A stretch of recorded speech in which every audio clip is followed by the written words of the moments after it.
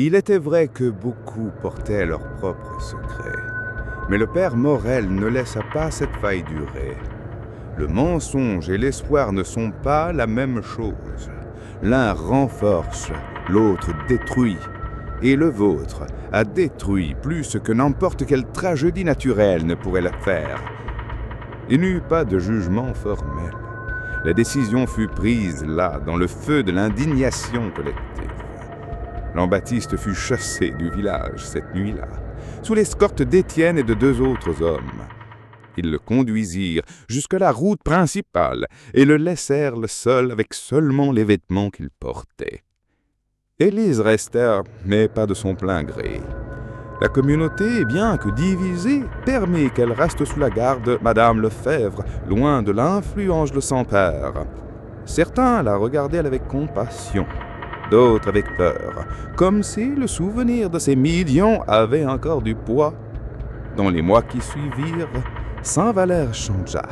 Les conversations sur la plage devinrent plus courtes, les regards plus méfiants.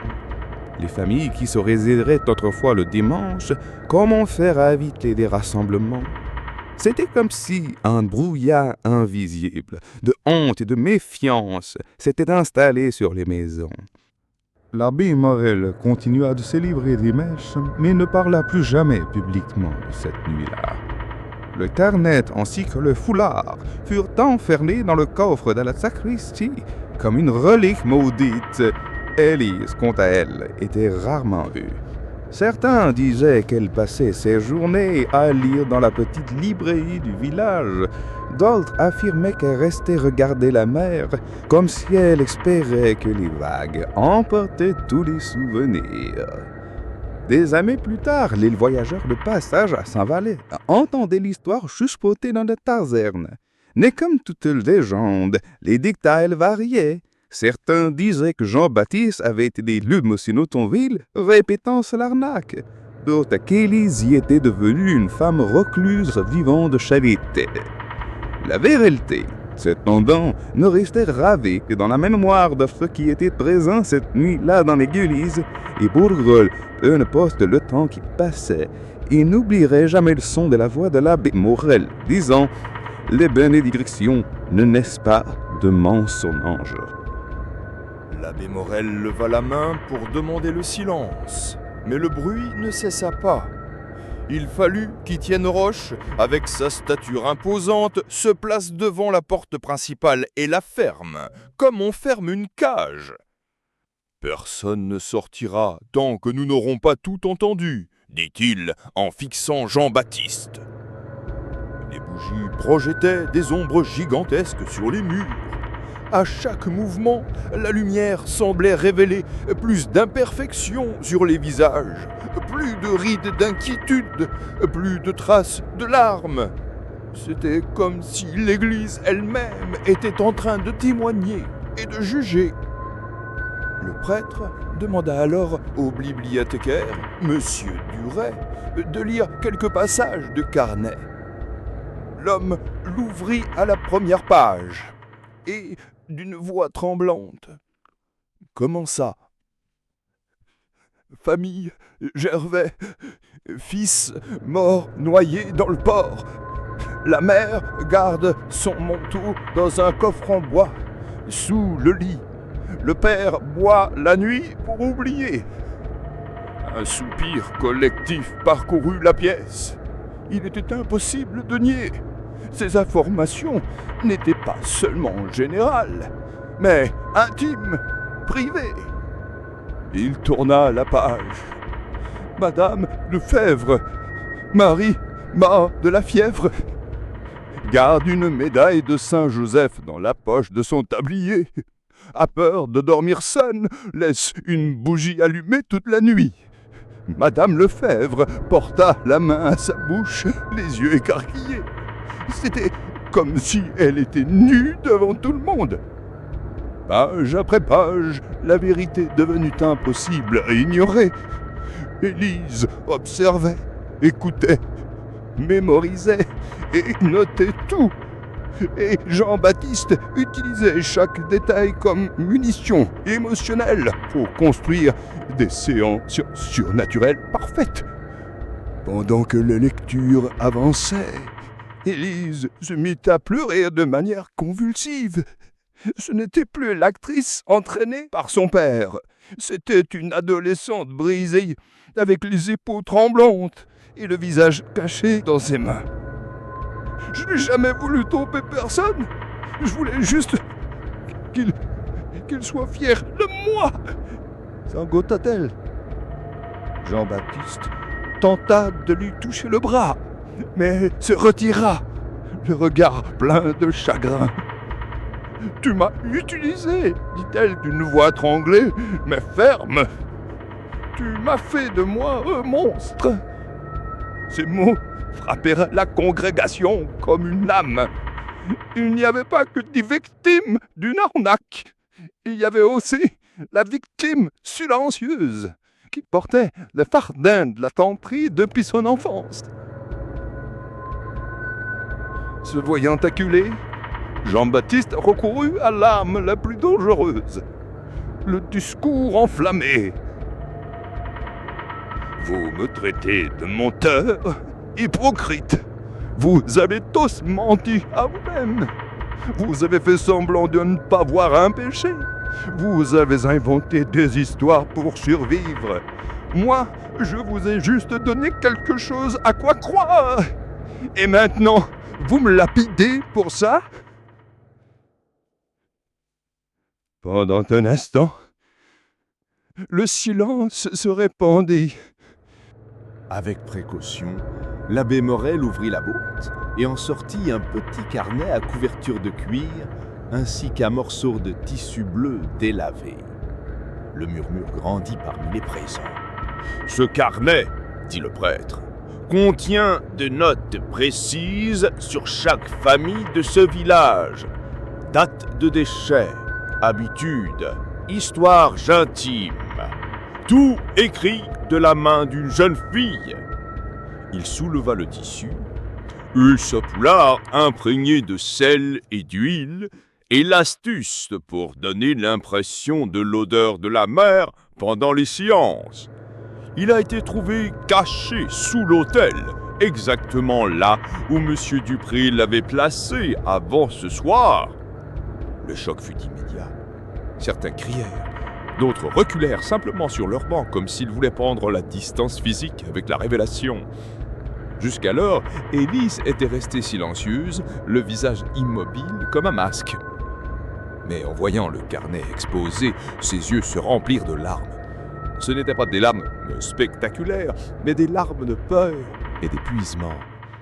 Elle regarda son père qui la fixait avec un mélange de colère et d'imploration, comme s'il la suppliait de tout nier. Mais sa voix sortit basse, presque un murmure. « C'est vrai, c'est moi qui ai écrit. » La confession tomba sur la congrégation comme un coup de tonnerre silencieux. Certains pleuraient déjà, non pas à cause de la tromperie, mais à cause de la rupture d'un espoir qui avait soutenu leurs jours les plus sombres. Le désespoir s'embarra de baptisé. Il fit un pas brusque vers le prêtre. « Vous ne comprenez rien. J'ai donné à ces gens quelque chose que même vous n'avez pas pu leur donner. J'ai leur donné la paix. J'ai leur donné l'illusion qu'ils n'étaient pas seuls dans leur douleur. » Le prêtre ne recula pas. « Et la paix achetée avec des mensonges est le pire des poisons. Elle tue l'âme tout en apaisant le corps. » La confession d'Élise ne te va pas seule. C'était comme si chacune de ses paroles avait tiré un fil invisible qui maintenait la poids de ces gens ensemble. Et quand le fil se remplit, ce qui vient fut une vague de foi. Certaines étaient d'une pure indignation. « J'ai vendu ma récolte pour payer cette chance !» cria un agriculteur du coin. « Et moi, j'ai cru que vous parliez à mon fils !» sanglota une mère soutenue par sa voisine. D'autres étaient plus vengeuses, chargées de haine, d'un désir de vengeance. « Chassez ces démons du village !» Il a utilisé Chaffy comme un abat. Jean Aldis regarda autour de lui, réalisant que le charme était rampé. Son visage commençait à transpirer et sa respiration devint de plus en plus rapide.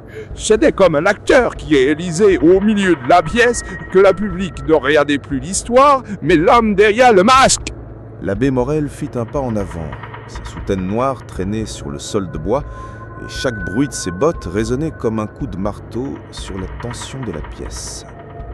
Il s'arrêta à quelques mètres d'Élise et de Jean-Baptiste, le visage illuminé seulement par le reflet jaunâtre des bougies. « Il est temps que tout le monde connaisse la vérité. » La phrase, prononcée avec une fermeté presque solennelle, provoqua un murmure agité parmi les présents. Jean-Baptiste, cependant, garda un sourire qui se voulait calme, mais qui tremblait sur les bords. Il tenta de rire, comme si ce n'était qu'un autre test de foi. « Père Morel, n'allons pas transformer une nuit de bénédiction en un jugement public. » Mais le prêtre ne détourna pas son regard. « Les bénédictions ne naissent pas de mensonges, monsieur Dupré, et ce village a déjà trop souffert pour être trompé une fois de plus. » Étienne Roche, qui était toujours debout au fond de l'église, croisa les bras. « Je connaissais Pierre mieux que quiconque ici. Et ce que cette jeune fille a dit, ce n'est pas lui, c'est inventé. » Plusieurs commencèrent à échanger des regards nerveux. Madame Lefebvre, qui avait payé une petite fortune pour une séance prévue avec Louise une des semaines plus tôt, tenait un mouchoir contre sa bouche, comme tout étouffait un cri. Jean-Baptiste fit un pas en avant, se plaça entre le prêtre et sa fille. « Attention à ce que vous dites, Roche. Ma fille n'invente rien. Elle n'est qu'un canal. Si Pierre n'a pas répondu, c'est parce que le cœur de ce village est fermé au Irak. Mais cette fois, les mots n'eurent pas le même effet. C'était comme si la magie du tacte avait été brisée par ce simple défi. » L'abbé Morin se prôna alors vers le condamnation. Certains d'entre vous savent que j'observe ces rencontres depuis des semaines. Peut-être que, Abbé, vous pensez que c'était de la méfiance de la part d'un homme de choix. Mais non, c'était le devoir de protéger ce total, chaque âme ici, d'être exploitée. Il vit un signe, et deux sylbettes apparurent du fond de l'église, un jeune sacristain, et Monsieur Duret, le bibliothécaire local. Dans leurs mains, ils apportaient une petite boîte en bois avec un fermoir usé. À l'intérieur, dit lui paraître, se trouve la preuve de la façon dont cette farce a été notée. Et Jean-Baptiste rit avec du nez. « C'est ridicule ! Le prêtre ne se laisse pas dipoter. La semaine dernière, j'ai demandé à Monsieur Duret de suivre votre traitement, Élise, lors de ses promenades de bon village. Nous avons découvert qu'elle fréquentait des endroits qu'elle n'avait aucune raison de visiter. Les maisons des Fabians en deuil, l'entrepôt, le port, toujours en écoutant, toujours en mémorisant. » L'abbé Morel, de son côté, resta à l'écart, observant tout comme un mélange de préoccupation et de désapprobation. Il n'approuvait pas que la maison de Dieu soit utilisée pour un tel théâtre, mais il n'avait pas de preuves concrètes pour empêcher l'événement. Pas encore. Lorsque les bougies purent allumer et que la porte principale se ferma, l'atmosphère devint presque suffocante. Jean-Baptiste entra le premier, demandant le silence. Juste derrière, Élise apparut. La robe blanche battait encore plus en valeur sa peau pâle et les bougies se répétaient dans ses yeux verts, leur donnant un éclat inquiétant. Elle marcha lentement jusqu'à l'autel, s'agenouilla et commença à morgonner des prières. Les chuchotements cessèrent et le silence emplit l'espace. Puis sa voix changea, plus grave, plus lente. « Amis, n'ayez pas peur, c'est Pierre qui parle. » Un frisson accourut l'église. Certaines personnes portèrent leurs mains, leurs visages, dos serrèrent des médaillons contre leur poitrine. Élise décrivit l'odeur de la mer, la froideur des vagues, et décrivit comment l'obscurité l'avait enveloppée la nuit de la tempête. Elle regarda la mère de Pierre et dit avec tendresse : « Maman, ne pleure plus, j'entends toujours ta chanson. » La femme sanglota, soutenue vers deux volines. Les gens commencèrent à croire qu'ils étaient face à un véritable contact avec l'au-delà. Elle écrivit de petits détails, sa façon de tenir le marteau, la vieille cicatrice sur l'épaule, l'ado perdu sur le quai. Chaque phrase semblait un coup précis contre l'incrédulité des présents. Mais alors, l'atmosphère fut brisée. Un homme grand, à la barbe fournie, se leva au fond des grises. C'était Étienne Roche, un ami brèche de Pierre. Sa voix résonna dans l'église. Si tu es vraiment Pierre, dis-moi quelle église burniste le grec que tu confies avant la tempête. Jean-Baptiste se figea. Il n'avait pas de préparé élite pour ça. La jeune fille ferma les yeux, cherchant désespérément une réponse. Tu as dit que tu allais. La phrase mourut sur les lèvres. Le silence qui suivit fut assourdissant. Certains présents échangèrent des regards méfiants. D'autres commencèrent à chuchoter. Le charme se brisait. C'est alors que l'abbé Morel se vint, s'assouda oscillant avec le mouvement. Il marcha jusqu'à l'autel, fixant Jean-Baptiste d'un regard ferme. Il se tourna vers la congrégation et d'une voix ferme dit « Il est temps que tout le monde ici connaisse la vérité. » Le silence qui fit le défi d'Étienne Roche était encore lourd dans l'air. Les bougies continuaient de vaciller, projetant des ombres sur les murs de pierre. Mais il n'y avait plus cette magie dans l'atmosphère. L'air autrefois chargé d'attente était maintenant dense de doute et de malaise. Au marché, les conversations tournaient autour de ce que Lise rêverait. Certains croyaient qu'il verrait un véritable miracle. D'autres disaient avec dédain que ce ne serait qu'un autre théâtre pour se tirer de l'argent. Les familles les plus pauvres voyaient dans l'occasion une opportunité unique. Si Pierre pouvait parler à nouveau, il pourrait peut-être porter des messages de proches perdus en mer ou à la guerre. Les plus riches, quant à eux, voyaient la séance comme un signe de prestige social. Y être présent était presque une preuve d'appartenance au cercle influent du village. Jean-Baptiste le comprit et se chargea de faire savoir discrètement que les places les plus proches de l'hôtel auraient la meilleure connexion avec l'esprit. Ces places, naturellement, avaient un coût supplémentaire, en pièces ou en faveur. Pendant la semaine, la jeune fille fut soumise à des répétitions quotidiennes. Jean-Baptiste n'acceptait aucune erreur. Si tu bégais, si tu hésites, si tu croises le regard de quelqu'un au mauvais moment, tout s'enfreindre, disait-il. En faisant les 100 pas dans la petite pièce où il l'entraînait, il reproduisait des questions possibles qui pourraient être posées et exigeait des réponses instantanées comme des réflexes. Pour renforcer l'émotion, il lui faisait tenir des objets qui avaient appartenu à Pierre, un marteau usé, un foulard bleu, et répéter des phrases qui évoqueraient des souvenirs affectifs. Élise, cependant, sentait le bois croissant de cette préparation. À chaque répétition, sa voix devenait plus rauque, ses yeux plus fatigués. Mais son père ne se souciait pas de la fatigue, il ne se souciait que de l'impact. L'après-midi de la séance, Jean-Baptiste arriva tôt à l'église. Il ordonna que toutes les fenêtres soient fermées pour créer un environnement étouffant et chargé, où cette bougie projetait de longues ombres sur la mur de pierre. Sur l'autel, il placela discrètement un petit récipient d'encens, dont l'infumé rendrait l'air dense et trouble, rendant la vision difficile et donnant à les lieux un aspect presque onirique. Il cacha également sous la challe un foulard imprégné d'huile aromatique. Quand Élise ferait semblant de recevoir Pierre, une légère odeur de sel marin se répandrait dans la pièce, comme si la présence même de la main avait entré dans l'église. Au crépuscule, la cloche sonna, annonçant le début. Des gens venaient de tous les coins, des pêcheurs aux mains colleuses, des marchands avec leurs meilleurs manteaux, des dames avec des toiles de dentelle. À chaque banc occupé, le brouhaha a augmenté. Et Jean-Baptiste observait stratisfait l'or et l'argent qui tintillaient discrètement dans des sacs de quête.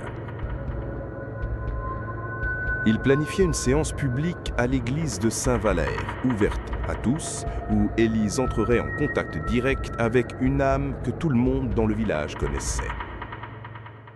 Ce serait le spectacle ultime et la preuve qui ferait taire tous les doutes. La cible choisie fut Pierre Montfort, un jeune forgeron qui était mort héroïquement sous vent de marin pendant une tempête. Son nom suscitait encore de l'émotion chez tout le monde, et Jean-Baptiste savait que ce choix toucherait le cœur de tout le village. Dans les jours qui précédèrent la séance, Élise fut maintenue à l'isolement. Son père disait qu'elle avait besoin de purifier son esprit pour recevoir Pierre. En réalité, c'était pour répéter chaque détail, le ton de la voix, les pauses dramatiques et même de petits gestes qui sembleraient involontaires.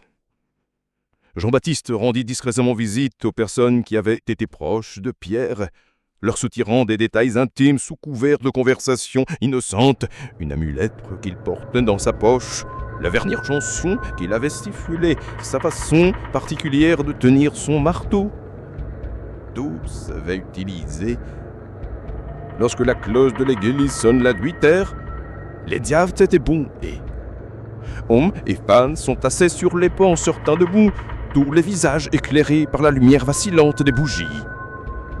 L'abbé Morel était présent assis enfin avec une expression indéchiffrable. Élise entre avec d'une simple barbe blanche, sa peau si pâle qu'elle semblait translucide. Ses yeux verts brillaient par contraste avec la pénombre. Elle s'agenouilla devant l'autel et commença à marmonner de prières, puis sa voix changeait. Elle devint plus grave, plus lente. Ami, n'ayez pas plat, ses pieds qui parlent. Un murmure parcourut la nef, certains pleurèrent immédiatement. Il écrivit le corps de la mère, le froid de l'eau, la nuit de sa mort, et demanda à sa mère de ne pas oublier la chanson qu'elle lui chantait pour l'endormir. La mère de Pierre éclate en sanglots, une fille chaque mot.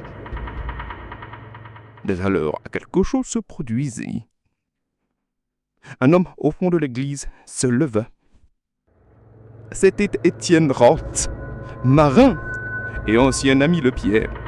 Il marcha lentement dans l'allée centrale. Il dit d'un voix chargée de défis. « Si tu es vraiment Pierre, dis-moi quel a été le dernier secret que j'ose t'ai confié avant la tempête. » Jean-Baptiste se fige. Il n'était pas préparé, Élise, pour cette question. Élise, ensuite ferma ses yeux. Tu disais que tu allais. La phrase restait en suspens. Le silence qui suivit fut plus lourd que n'importe quel mot. Et il fut rompu par l'abbé Morel qui se leva et dit « Ça suffit ». Il se dirigea vers l'autel, regardant fixement Jean-Baptiste. Il est compte que tantôt on disait connaissent la vérité. Dans des jours qui considèrent l'événement, Saint-Valère semble vivre en fonction de cette vie-là. Ce qu'il ne savait pas, c'est qu'en essayant cela, il allumerait l'étincelle qui brûlerait tout. Un après-midi, Élise donna à Madame Lavigne, une femme riche et influente, un petit médaillon en lui disant que c'était un cadeau de son défunt frère, qui se tait qu'elle le porte toujours. Au début, l'émotion submergea la veuve, qui pleura devant tout le monde. Mais quelques jours plus tard, un cousin éloigné reconnut le médaillon comme appartenant à une antiquité vendue des mois plus tôt à la foire locale. La révélation non seulement humilia Madame Lavigne, mais souleva aussi le soupçon que les Dupré fabriquaient leurs preuves spirituelles. Au cours d'une conversation dans la sacristie, Élise s'approcha de Henri Valois, un agriculteur qui avait perdu une petite fille des années plus tôt. Elle lui dit que la jeune fille jouait toujours près de la ringuère, même après la mort, et qu'elle le voyait encore pêcher seul. Le problème était que Henri n'avait jamais dit à personne que sa fille s'était noyée. Tout le monde croyait qu'elle avait succombé à une fièvre. Pour lui, la révélation était un signe divin. Pour d'autres, c'était un mystère troublant. Comment une jeune fille de l'extérieur pouvait-il connaître un secret aussi intime? L'effet fut ambigu. Certains furent plus fascinés par le don d'Élige, d'autres commencèrent à la craindre. Et la peur, bien que silencieuse, rongeait autant que le doute.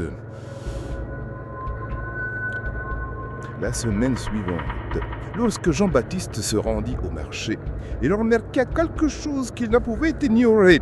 Certains marchands le servaient avec des faux sourires, d'autres détournaient le regard. Le changement ne résidait pas dans ce qu'il disait, mais dans ce qu'il ne disait pas. Les conversations cessèrent en ce qu'il se prochait, comme si chaque mot pouvait être utilisé contre celui qui le prononçait. C'est ce jour-là qu'il comprit pour la première fois que son contrôle sur le Saint-Valère n'était pas éternel, et que, s'il ne faisait rien de grandiose, la marée se retournerait contre lui. Pendant ce temps, Élise semblait plus pâle chaque semaine. Les séances étaient plus longues et la pression d'être précise avec les détails augmentait. Son père exigeait plus de presse, plus de révélations, plus d'émotions. Elle commençait à se confondre, à mélanger les histoires, à répéter les signes. Et cela ne passait pas d'inaperçu auprès des plus attentifs. Le village était divisé. La moitié croyait encore avec ferveur. L'autre moitié chuchotait déjà sur la tromperie et le péché. L'équilibre était très fragile, comme de la glacement sur un lac profond. Il suffisait d'un faux pas pour que tout se brise. Jean-Baptiste savait que les chuchotements devenaient trop forts. Et quand un mensonge commence à être remis en question, la seule façon de la sauver est d'en créer un autre plus grand et irrésistible.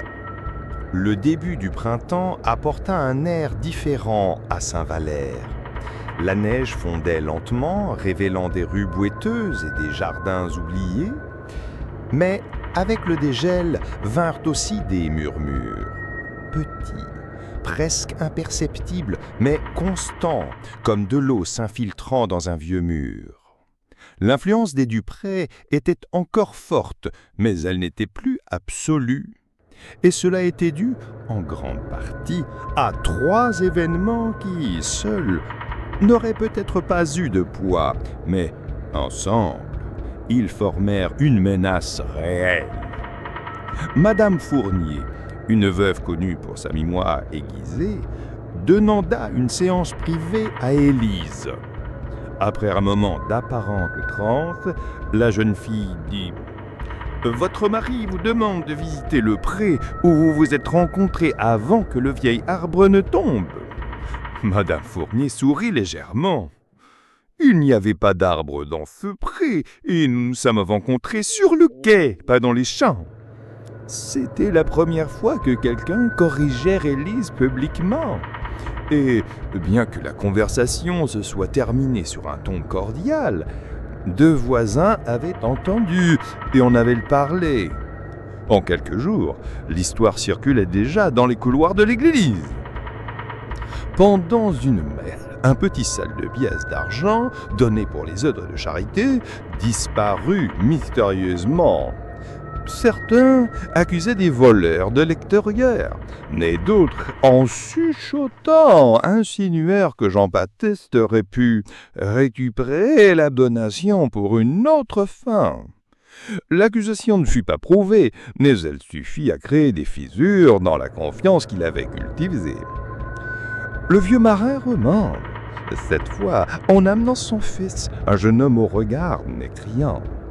Devant plusieurs personnes sur la place, Lucien dit à haute voix « Si tu es vraiment capable, dis-moi quel était le surnom que ma femme me donnait quand nous y étions seuls. » Élise hésita seulement 2 secondes. Mais c'est suffisant. Le murmure se répondait. Elle ne savait pas quoi répondre. Jean-Baptiste tentait de simuler, disant que les esprits ne répondent pas toujours à des questions triviales. Mais le mal était fait.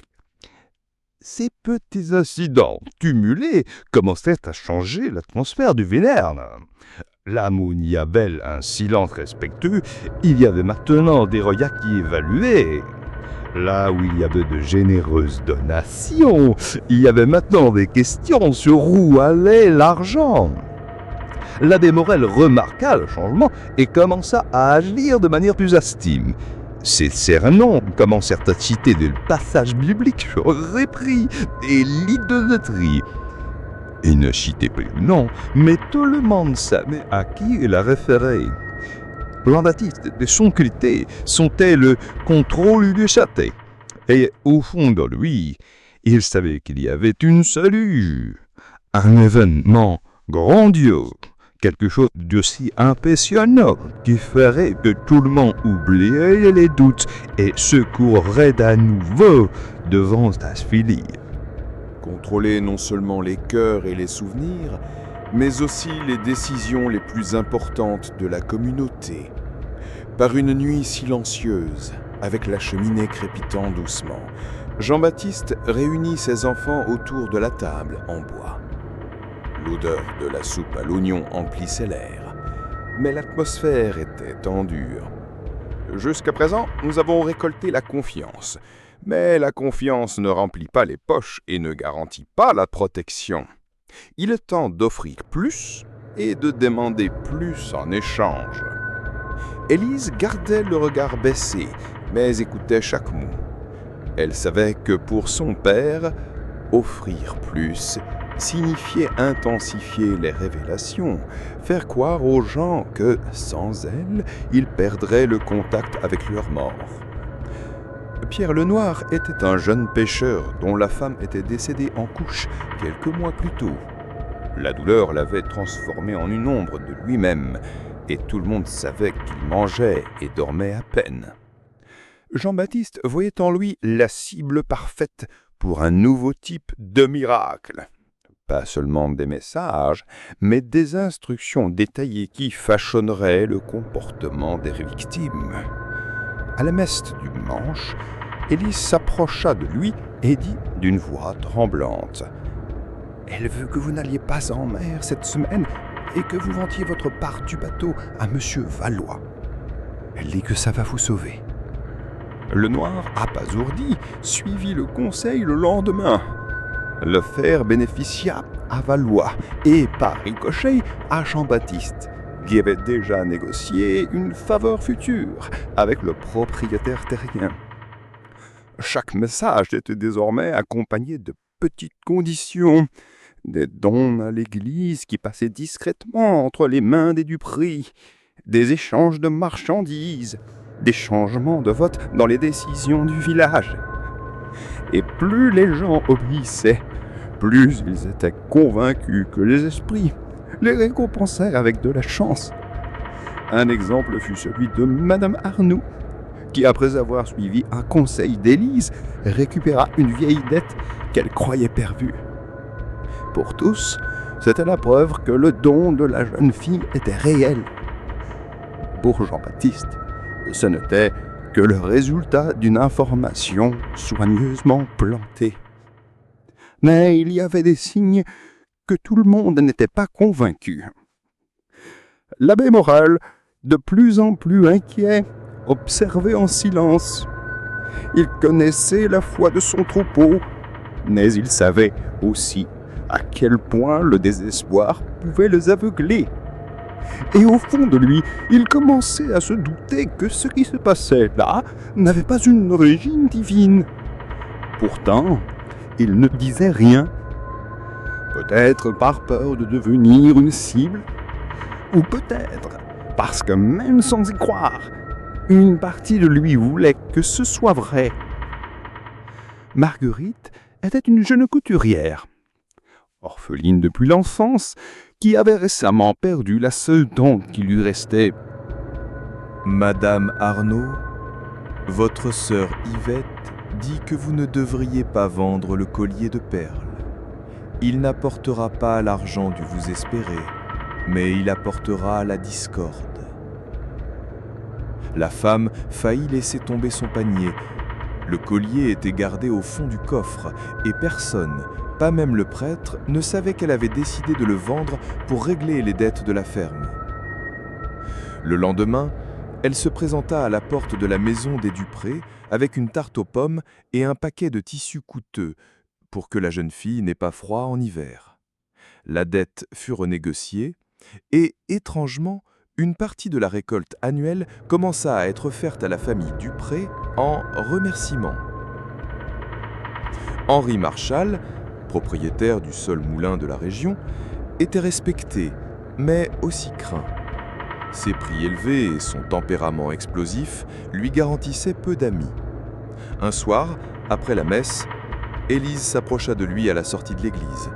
Sa voix était basse mais ferme. « Monsieur Marchal, votre père dit que le livre de comptes de 1818 n'est pas complet. Il manque 3 pages.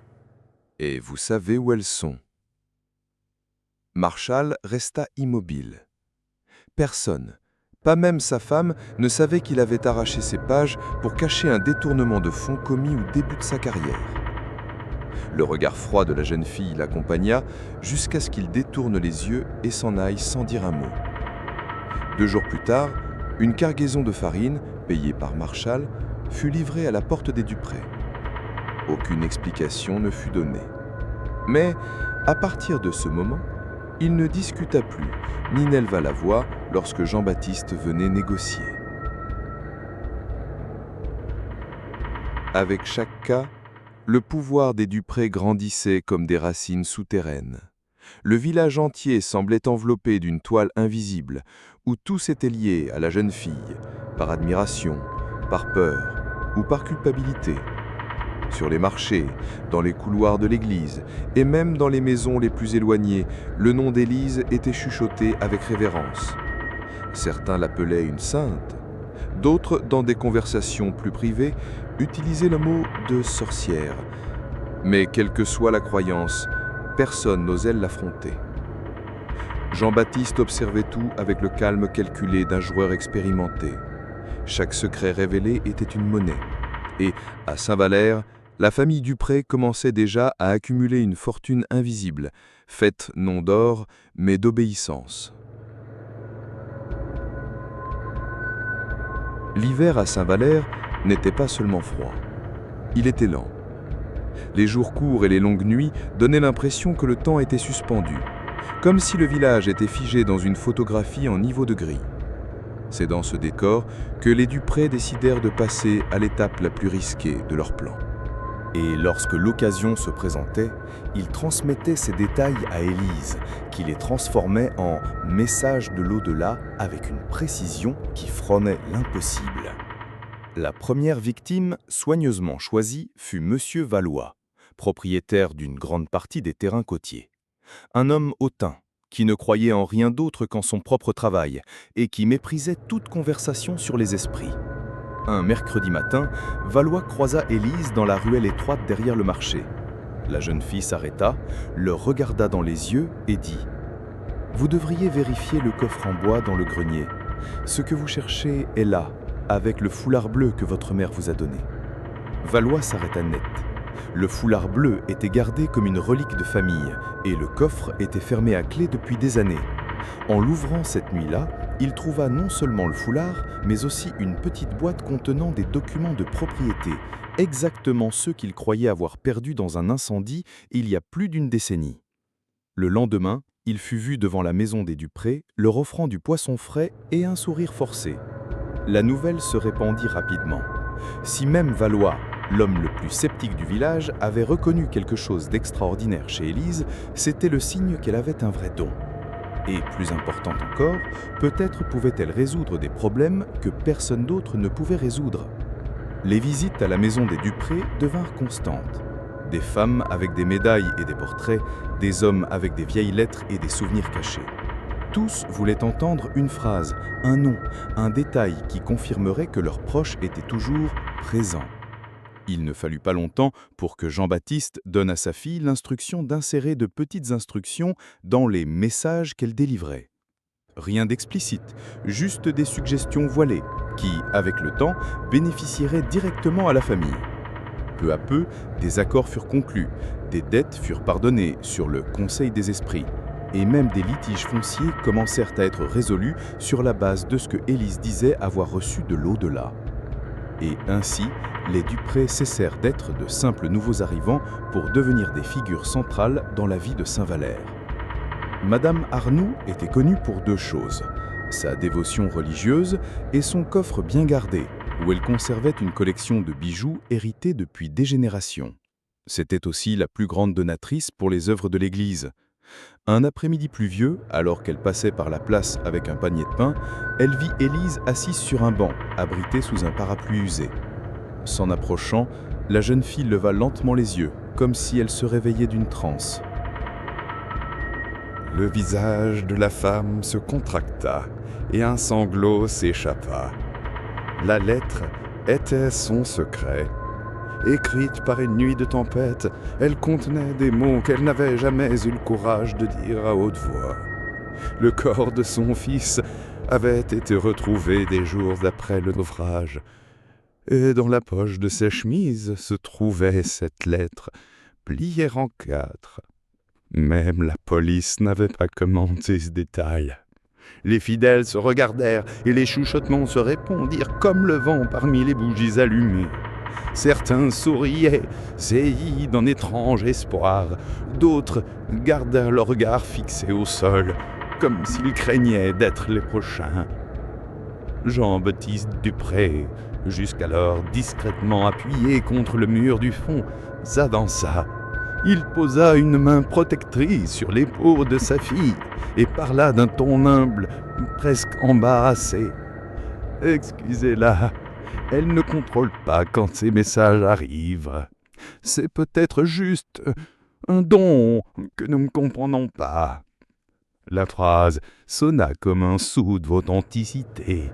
Si c'était un don, il venait de Dieu, et qui oserait remettre en question un cadeau divin, surtout lorsqu'il apportait du réconfort au cœur brisé. Quand la messe se termina, il n'y eut pas de dispersion immédiate. Les gens se regroupèrent en petits cercles, discutant de ce qu'ils avaient vu. Certains coururent chez eux en recherche de vieilles lettres, de médailles ou de souvenirs de parents décédés, dans l'espoir d'en obtenir un message. D'autres regardaient la jeune fille avec un mélange de vénération et de peur. Et dehors, tandis que de brouillard enveloppait la façade de l'église, Jean-Baptiste observait chaque réaction avec le regard entraîné de celui qui savait que le filet était jeté et que cette fois, la marée viendrait charger. Dans les jours qui suivirent le premier miracle, Saint-Valère semblait avoir changé de manière invisible. Les conversations au marché, ou amandondinées par le prix du poisson, et la météo, tourna maintenant autour d'Élise Dupré.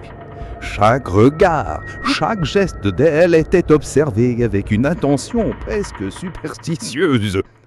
Jean-Baptiste savait qu'il était le moment de consolider la croyance et surtout de la transformer en influence. Les Duplé n'agissaient pas de manière impulsive. Le père et le fils aîné, Antoine, circulaient dans le village pendant la journée, s'enlevaient d'où sur les quais, transportant des marchandises pour l'entrepôt, échangeant des mots amicaux avec tout le monde. Mais en réalité, ils recueillaient des informations. Ils savaient qui devait de l'argent, qui cachait des secrets de famille, qui possédait des terres précieuses et qui avait le pouvoir d'ouvrir ou de fermer des portes pour toujours. La petite communauté de Saint-Valère n'avait pas l'habitude de remplir l'église en hiver. Mais ce matin-là, pour une raison inexplicable, chaque banc était occupé. C'était comme si quelque chose, un instinct ou une force invisible, les avait tous poussés à être là. Quand les portes s'ouvrirent à nouveau, la silhouette d'une jeune fille apparut contre la lumière blanche et diffuse du brouillard. Élise Dupré entra à pas lents, son foulard de laine grise couvrant une partie de son visage, ses cheveux bruns simplement attachés. Elle s'assit au 3e banc comme elle le faisait toujours, la posture impeccable, les mains jointes en prière.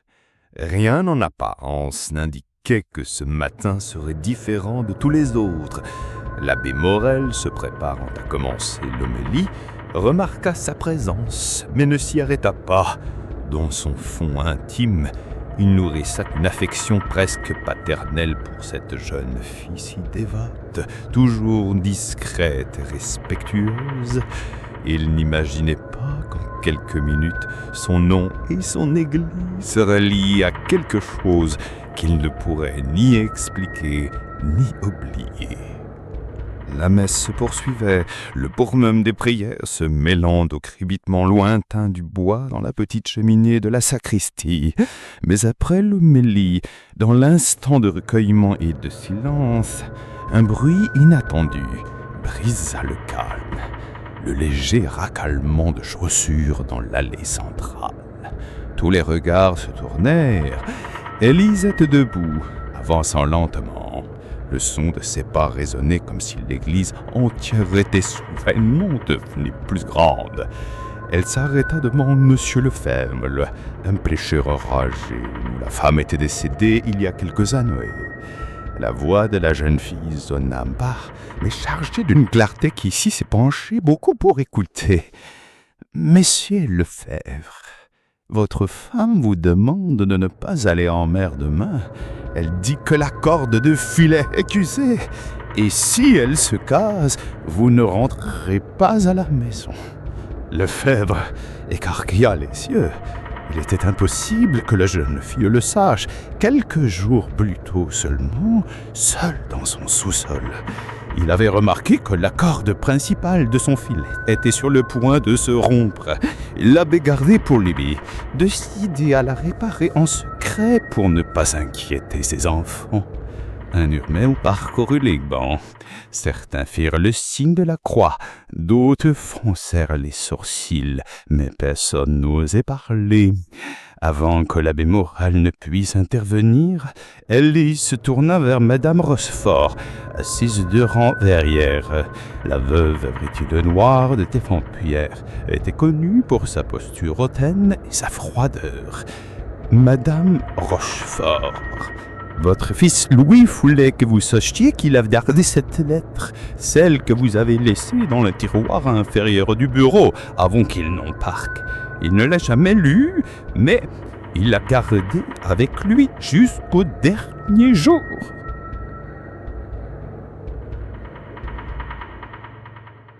Le silence fut total. Lefebvre devint blême. Quelques semaines plus tôt, seul dans son sous-sol, il avait remarqué que l'une des cordes de son filet principal était, en effet, sur le point de se rompre. Il n'en avait parlé à personne, pas même à ses enfants. Le détail était si précis que certaines personnes présentes commencèrent à faire le signe de la croix. L'abbé Morel tenta d'intervenir, mais avant qu'il ne puisse parler, Élise se tourna vers Madame Rochefort, la veuve des entrepôts. La jeune fille prit une profonde inspiration et dit « Votre fils, Louis, il veut que vous sachiez que la lettre que vous lui avez écrite, la nuit avant qu'il ne parte en mer, est gardée dans le tiroir inférieur de votre bureau. Il ne l'a jamais lue, mais il l'a gardée avec lui jusqu'au dernier jour. » Madame Rochefort laissa échapper un sanglot bruyant. Cette lettre était son secret le plus intime, écrit Pelax par une nuit pluvieuse avant que Louis n'embarque pour le voyage dont il n'est jamais revenu. Le cœur du jeune homme avait été retrouvé des semaines plus tard, et la lettre était en effet pliée dans la poche de sa chemise. Mais la police n'avait jamais révélé ce détail publiquement.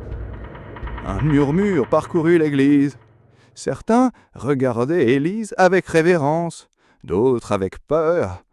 L'abbé Morel, inquiet, s'approcha de la jeune fille, mais Jean-Baptiste Dupré, qui était resté au fond de l'église, s'avança pour soutenir sa fille. « Excusez-la, dit le père, avec une expression humble. Elle ne contrôle pas quand ces messages arrivent. C'est peut-être juste un don que nous ne comprenons pas. » La phrase, dite sur un ton presque d'excuse, fit l'effet d'huile sur l'eau bouillante. C'était la graine. Si c'était un don, il devait venir le Dieu. Et qui oserait remettre en question quelque chose qui apportait un tel réconfort? Dans les heures qui suivirent, la rumeur se répandit comme un feu de paille. L'histoire de la jeune fille qui avait reçu des messages de l'au-delà circulaient dans les tavernes, au marché et même dans les rues silencieuses près du port. Certains couraient vers la maison des Dupré, demandant à Héris de les recevoir. D'autres hésitaient tranquillement, mais la curiosité grandissait. Jean-Baptiste observait tout avec la patience d'un pêcheur qui sait quand jeter son filet. Pour lui, ce n'était que le premier test, et le résultat était clair. Le village avait mordu à l'hameçon. Le dimanche matin se leva l'aube, enveloppé d'un brouillard épais qui semblait coller aux murs des maisons et au visage des gens. Le son des cloches de l'église de Sainte-Marie-des-Flots résonnait dans des rues étroites, appelant les fidèles à la messe. Les portes s'ouvraient et se refermaient rapidement, laissant d'échapper des bouffées d'air selon le climat mordant.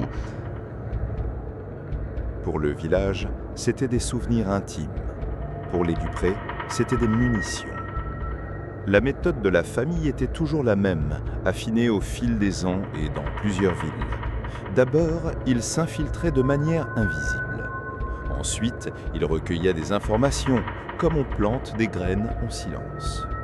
Enfin, il créait l'occasion parfaite pour le miracle, un moment où Élise révélait quelque chose que personne en dehors de la famille ne pouvait savoir. Et à l'instant où la cible croyait, il n'y avait plus de retour en arrière. Ce n'était qu'une question de temps avant que les pièces, les bijoux et les faveurs ne commencent à affluer vers la modeste maison des Dupré.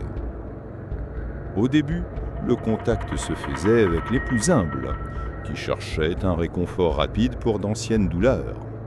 Mais à mesure que la renommée de la jeune fille grandissait, des noms importants commençaient d'apparaître.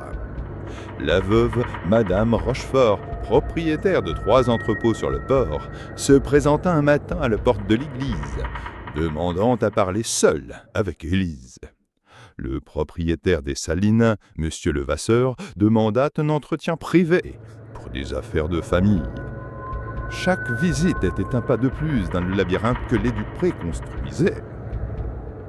Pour le village, ce qui se formait était une aura du mystère sacré. Pour les Dupré, c'était un jeu méticulé, et ils savaient que le jeu ne faisait que commencer. La marée, comme toujours, apporterait sa récompense. Mais cette fois, la marée n'apporterait pas seulement de l'argent et de l'or, elle apporterait aussi une tempête qui pourrait tous les noyer. Le dimanche matin, le ciel était si bas qu'il semblait que les nuages allaient toucher les cheminées des villages. Le vin marin apportait un froid mordant, et chaque pas vers l'église faisait se reconcuiller les fidèles dans leurs lourds manteaux.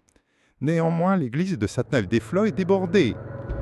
L'abbé Morel se préparait à commencer la messe lorsqu'il vit qu'Élise Dupré entre silencieusement, comme elle le faisait toujours, avec le foulard qui couvrait la moitié du visage et les yeux baissés dans le sol.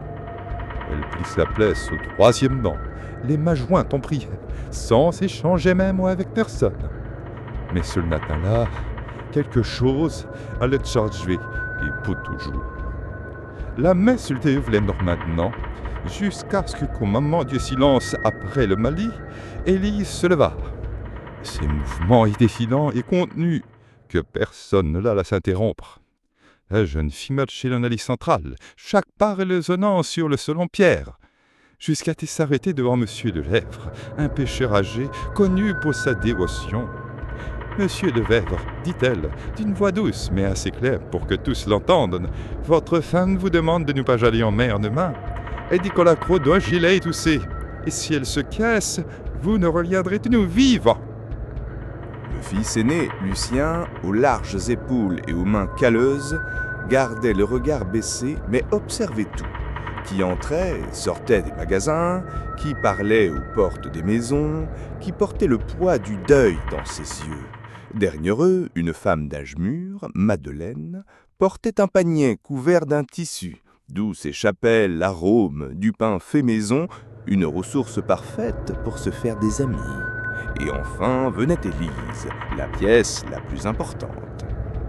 La jeune fille de seulement 14 ans se déplaçait à petits pas, la tête légèrement inclinée vers le sol, mais ses yeux, gris et froids comme l'eau d'hiver, balayaient chaque visage qui passait.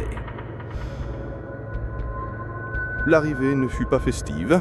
À Saint-Valère, les étrangers n'étaient pas accueillis à bras ouverts, seulement avec une curiosité déguisée. Des portes s'entr'ouvraient bourre-pied et les conversations baissaient de ton à mesure que la famille passait. Mais Jean-Baptiste semblait ici attendre. Il y avait en lui une patience qui n'était pas seulement celle d'un homme habitué au travail acharné, mais de quelqu'un qui avait déjà répété ce théâtre de nombreuses fois. Le lendemain, ils étaient tous installés dans une petite maison un peu à l'écart de la place centrale, à côté d'une ruelle qui menait directement à l'église. C'était un emplacement stratégique, suffisamment proche pour qu'Élise puisse assister aux messes et aux activités paroissiales sans effort, et assez discret pour que les visites puissent se faire loin des regards curieux. Les premiers jours furent dédiés à la reconnaissance. Jean-Baptiste passait des heures sur le quai, offrant son aide aux pêcheurs pour réparer leurs filets, écoutant des histoires de marées traîtresses et d'anciens désastres. Lucien fréquentait les tavernes, participait à des parties de cartes et gagna la confiance des marins et des marchands avec de petits services. Madeleine visitait le marché, toujours avec un sourire courtois mais discret, récoltant des rumeurs tout en vendant du pain et des gâteaux. Et Élise, la jeune fille, devint une présence constante à l'église de Saint-Marie-des-Flots. Elle arrivait tôt, s'agenouillait sur les bancs les plus proches de l'autel et passait des heures à prier, du moins en donnait l'impression. L'abbé Morel, homme de foi profonde, observait avec satisfaction cette dévotion juvénile, mais sans qu'il le sache, les oreilles d'Élise captaient chaque conversation chuchotée dans les fils de confession, chaque échange de mots entre les fidèles avant ou après la messe, chaque détail est laissé échapper dans les prières murmurées.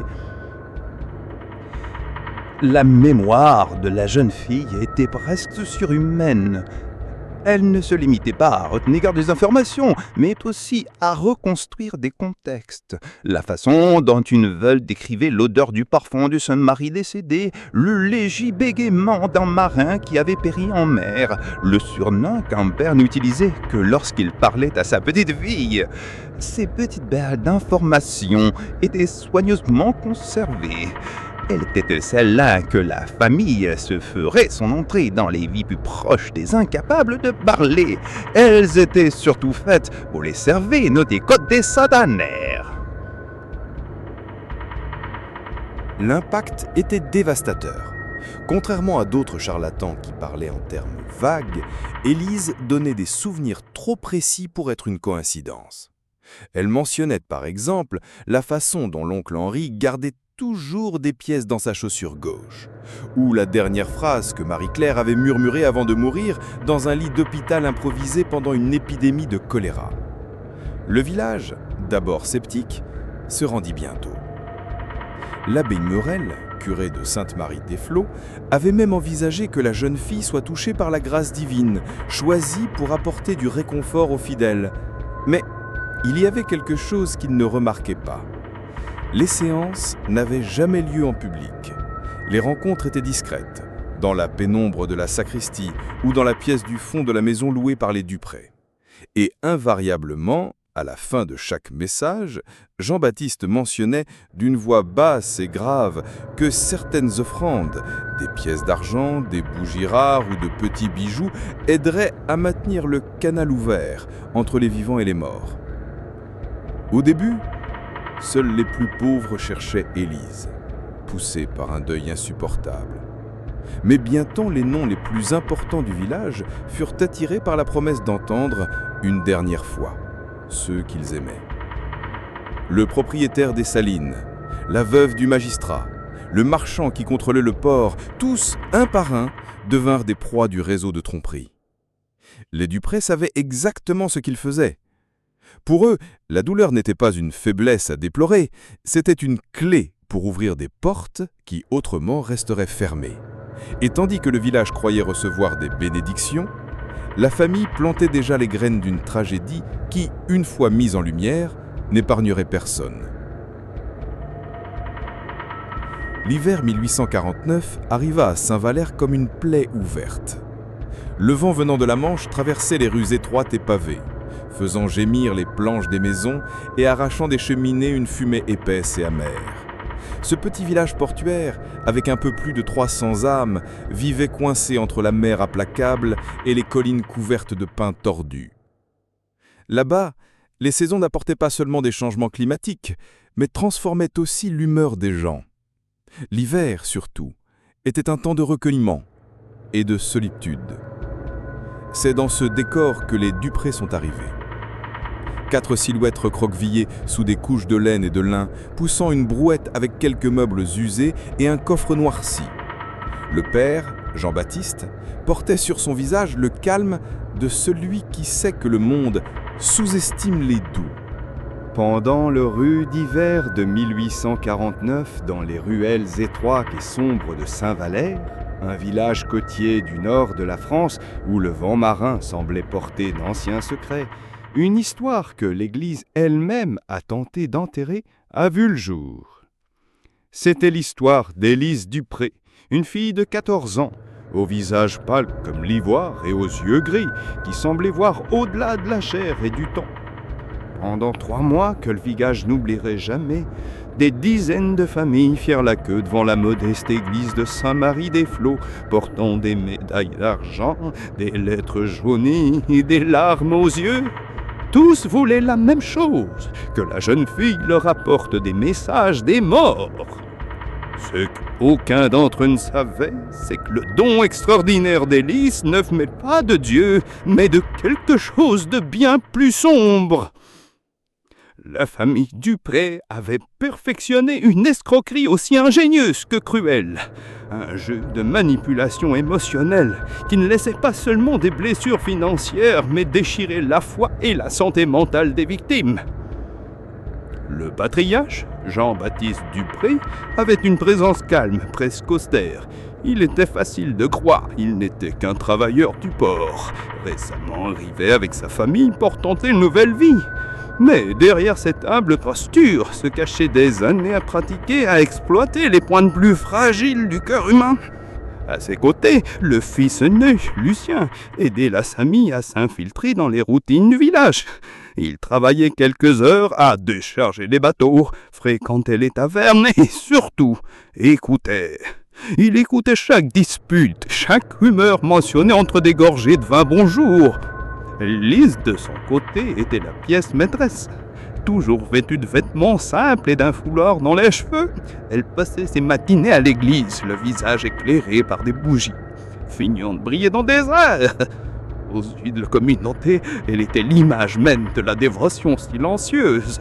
Mais tandis qu'elle marmonnait des prières, ses oreilles captaient tout.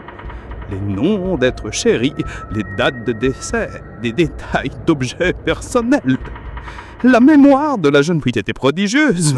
Non seulement elle retenait les faits, mais elle imitait parfaitement la manière de parler, les expressions et même des petits gestes décrits par les membres de la famille. La méthode des Dupré était simple mais infaillible. D'abord l'infiltration, la famille gagnait la confiance du village comme des gens travailleurs et discrètes. Ensuite, le turbation, chaque membre devient une pièce vivante d'espionnage social, absorbant des informations sans éveiller d'instruction. Enfin, le miracle, le moment où Élise recevait un message spirituel avec des nectaires impossibles à inventer pour quelqu'un qui n'aurait pas connu le défunt.